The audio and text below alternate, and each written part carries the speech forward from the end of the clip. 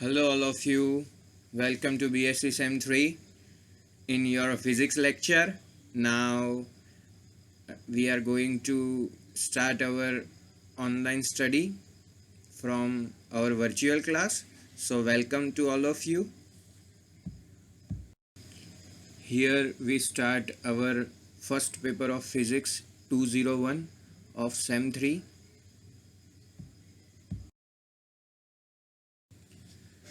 Physics 201 में हमें unit 1 से 4 पढ़ने हैं। उसमें फ़िज़िक्स में जो थियरी का पोर्शन होता है उसमें PHY 201 करके ये पेपर आपका आएगा, जिसके टोटल 100 मार्क्स रहते हैं एज़ यूजुअल। इंटरनल में 30 मार्क्स एंड एक्सटर्नल में 70 मार्क्स का जो पेपर रहता है वैसे ही अभी बताया गया है। और यूनिट 1-2 जो 4 है उसमें यूनिट 1 आपका सॉलिड स्टेट फिज़िक्स पर रहेगा, यूनिट 2 इलेक्ट्रॉनिक्स पर रहेगा, unit 3 modern physics and elementary quantum mechanics पर रहेगा, यूनिट 4 वेव ऑप्टिक्स पर रहेगा। और आज हम यूनिट 1 मतलब कि सॉलिड स्टेट फिज़िक्स से स्टार्ट करते हैं।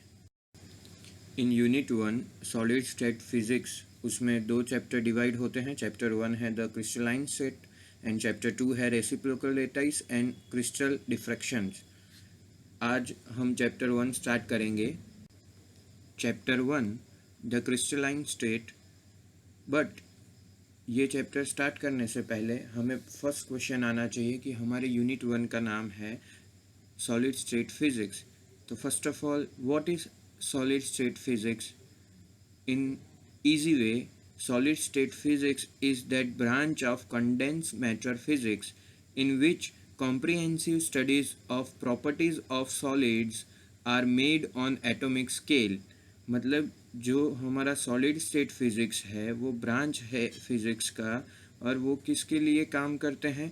तो सॉलिड्स जो होते हैं उनकी जो प्रॉपर्टीज़ है जो एटॉमिक स्केल पर बनती है उस पर सॉलिड स्टेट फिज़िक्स काम करता है।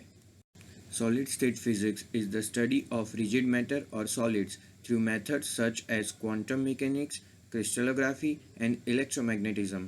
मतलब कि यहाँ जो सॉलिड स्टेट फिज़िक्स है वो स्टडी हम उसका करेंगे तो किस पर होगा? तो रिजिड मैटर और सॉलिड्स पर होगा। और किस मेथड से करेंगे? तो क्वांटम मैकेनिक्स, क्रिस्टलोग्राफी और इलेक्ट्रोमैग्नेटिज्म जैसी मेथड से हम सॉलिड स्टेट फिज़िक्स को स्टडी कर सकते हैं।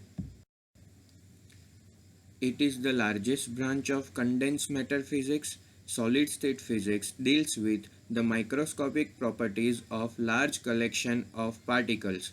Solid state physicists are interested in what fundamentally new properties emerge when these building blocks are grouped together in various ways. Two types of condensed matter systems. First is hard matter, second is soft matter. मतलब कि solid state physics जो है वो बहुत ही largest branch है condense matter physics के लिए, और उसके साथ साथ सॉलिड स्टेट फिज़िक्स डील करता है माइक्रोस्कोपिक प्रॉपर्टीज़ के साथ। जो पार्टिकल्स होते हैं उसका लार्ज कलेक्शन करते हैं। मतलब एक पार्टिकल नहीं होता, उसमें बहुत सारे पार्टिकल्स को लिए जाते हैं और उनकी माइक्रोस्कोपिक प्रॉपर्टीज़ को ढूंढा जाता है।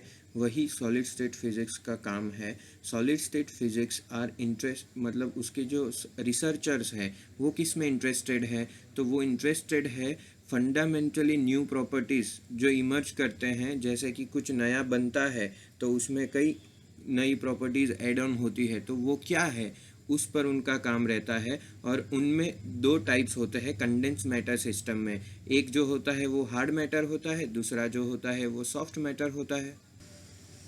अब हमारे सामने हमें एक इमेज दिख रही है जो कंडेंस मैटर सिस्टम के 2 पार्ट जो डिवाइड होते हैं वो दिखा रहा है कि एक जो है वो हार्ड मैटर है और जो दूसरा है वो सॉफ्ट मैटर है। अब हार्ड मैटर में 2 टाइप्स है, crystalline solids, non crystalline solids. Soft matter में 4 पार्ट है, colloidal dispersion, liquid crystals, polymer melts and solutions, बायोमेटर्स।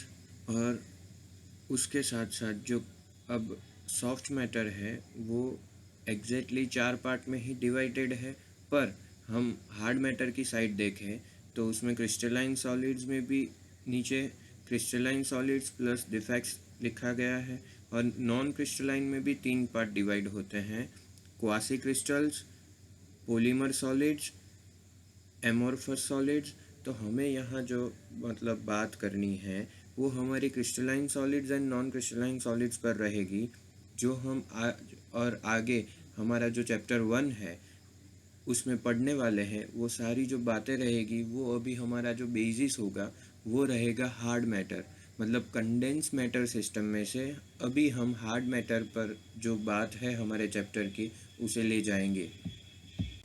अब आगे जो देखना है वो उसमें हम जो बात कर रहे थे सॉलिड स्टेट फिजिक्स में, उसमें the numerical values of characteristics properties of solid cover a very wide range.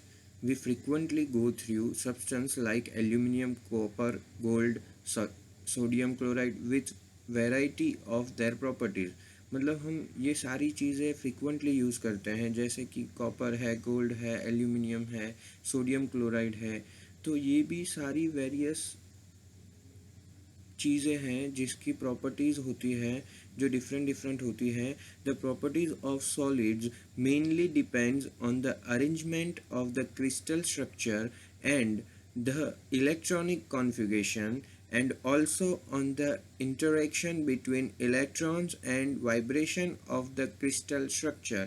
मतलब बेसिकली जो प्रॉपर्टीज़ होती है सॉलिड्स की वो किस पर डिपेंडेंट रहती है, तो मेनली इलेक्ट्रॉनिक कॉन्फ़िगरेशन पर, और दूसरा होता है कि उनका जो इंटरेक्शन होता है between electrons and vibration of the crystal structure, उस पर उनका जो पूरा डिपेंडेंट होता है वो रहता है। The solid state properties are classified broadly as atomic properties and second one is electronic properties।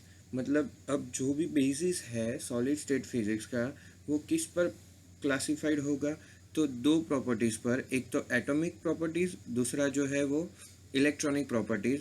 और ये दोनों प्रॉपर्टीज़ हम बारी बारी से यहाँ देखेंगे। तो अब हम स्टार्ट करेंगे एटॉमिक प्रॉपर्टी से।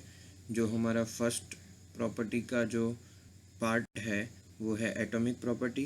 If there is a common piece of gold और something like that, it is made up of groups of micro crystal arrange randomly. तो यहाँ पे हम एटॉमिक प्रॉपर्टीज़ की बात कर रहे हैं जिसमें हमें बताया गया है कि यहाँ पे हम एक कॉमन पीस लेते हैं गोल्ड का और समथिंग कोई भी क्रिस्टल का, तो वो कैसा होगा कि वो बना होगा ग्रुप्स ऑफ गोल्ड के छोटे छोटे पार्टिकल्स से। तो वो माइक्रो क्रिस्टल अरेंज होगा रैंडमली, पर वो क्या होगा कि वो एक ग्रुप कहा जाएगा गोल्ड का। तो कोई पार्टिकल जब इंडिविजुअल होता है और उसको ग्रुप में इकट्ठा करके कुछ बनाया जाता है तब वो गिना जाता है a piece of any something, मतलब गोल्ड, एल्यूमिनियम, कॉपर वगैरह वगैरह। तो such substance are called polycrystalline. मतलब ऐसे जो सब्सटेंस होंगे उसे हम पॉलीक्रिस्टलाइन कहेंगे। A specific feature of almost all the solids is their crystal structure। मतलब जो स्पेसिफिक फीचर होता है किसी भी सॉलिड का वो उसका जो क्रिस्टल स्ट्रक्चर होता है वही होता है। और ऐसे जो सब्सटेंस होते हैं उसे हम पॉलीक्रिस्टलाइन कहते हैं। और in any single crystal atom और आयन्स और their definite groups are found to be so arranged that they form a periodic geometrical pattern। मतलब जो हम डायमंड लेते हैं तो डायमंड में एक प्रॉपर एक कुछ पैटर्न रहता है। तो ये जो सारे पैटर्न्स हैं वो सारे क्या करते हैं कि एक कोई सब्सटेंस या कोई जो हमारा कोई कॉमन सॉलिड है उसे क्रिस्टल स्ट्रक्चर में कैसे उसे दिखना चाहिए वो हमें क्लियरली विजिबल करवाता है। तो यहाँ जो एटॉमिक प्रॉपर्टीज़ की बात हो रही है उसमें हम एकदम सिंपल समझना चाहें तो वो क्या है कि कोई भी सॉलिड है वो कुछ ना कुछ शेप में होता है, और वो जो उसका जो शेप होता है वो जियोमेट्रिकली कुछ ना कुछ पैटर्न क्रिएट करता है। वो एक पीरियोडिकली रिपीटेशन होता है अपने ही छोटे छोटे पार्टिकल्स का, और वही जो पैटर्न क्रिएट होता है जिसे हम पॉलीक्रिस्टलाइन भी कह सकते हैं, वो हमारे एटॉमिक प्रॉपर्टीज़ का मेन पार्ट रहेगा। और जो हमारा एटॉमिक प्रॉपर्टी है उसमें हम समझना चाहें तो उसे जो सब्सटेंस उसमें जो होते हैं, जो ग्रुप्स में क्रिएट होता है हमारा कोई पीस, मतलब कि जैसे कि गोल्ड है तो उसका एक पीस क्रिएट हुआ, तो उसमें जो छोटे छोटे गोल्ड के जो पार्टिकल्स यूज़ हुए उसे हम माइक्रो क्रिस्टल कहेंगे। और वो अरेंज होते हैं रैंडमली, और वो कुछ ना कुछ पीरियोडिकली सेटअप करते हैं और एक जियोमेट्रिकल पैटर्न क्रिएट करते हैं। और जो वो पैटर्न क्रिएट हो जाता है वही पैटर्न को हम पॉलीक्रिस्टलाइन भी कह सकते हैं, और वही हमारा जो कोई भी सब्सटेंस है उसका जियोमेट्रिकल पैटर्न भी कहा जाता है। और different substances can also be classified according to their crystal structures. The type of the crystal structures depends on the type of their interparticle interaction. The branch of solid state physics known as crystallography deals with crystal structure and characterization studies. The crystals of biological importance are of considerable interest presently. यहाँ पे ये बताया जा रहा है कि जो different substance है can also be classified according to their crystal structure, मतलब सारे जो हैं वो क्रिस्टल स्ट्रक्चर से क्लासिफाइड होंगे। और जो टाइप है क्रिस्टल स्ट्रक्चर का वो डिपेंड किस पर रहेगा, उसके जो इंटर पार्टिकल, जो अंदर अंदर पार्टिकल जो इंटरेक्शन करते हैं उसके बेसिस पर रहेगा। और जो हमारा ये ब्रांच है सॉलिड स्टेट फिजिक्स वो known as a crystallography deals with crystal structure and characterisation studies, मतलब वो क्रिस्टलोग्राफी कैसे डील करता है क्रिस्टल स्ट्रक्चर के साथ और उसके कैरेक्टरिस्टिक्स जो स्टडी किए जाते हैं उस पर डिपेंडेंट है। और the crystal of biological importance are considerable interest presently, मतलब यहाँ पे जो क्रिस्टल्स का बायोलॉजिकल इम्पोर्टेंस है वो भी कंसिडर किया जाता है हमारे ये branch of solid state physics के स्टडी में। और उसके साथ साथ ये जो चैप्टर है उसमें हम कंसिडर करेंगे preliminary aspects of crystal structure. पर ये जो क्रिस्टल स्ट्रक्चर का स्टडी है उसको हमें करने के लिए उसके साथ साथ हमने जो ग्रुप थियरी पढ़ा था उसका भी नॉलेज होना बहुत ही ज़रूरी है, जो हम लास्ट सेम में सीख चुके हैं। There are about 20,000 or more crystals. These all are not of different structures. It has been found that nature follows symmetry principles. These symmetry principles restrict the types of crystal structure, the number of ways of arrangement of atoms possible for different symmetry arrangements is limited।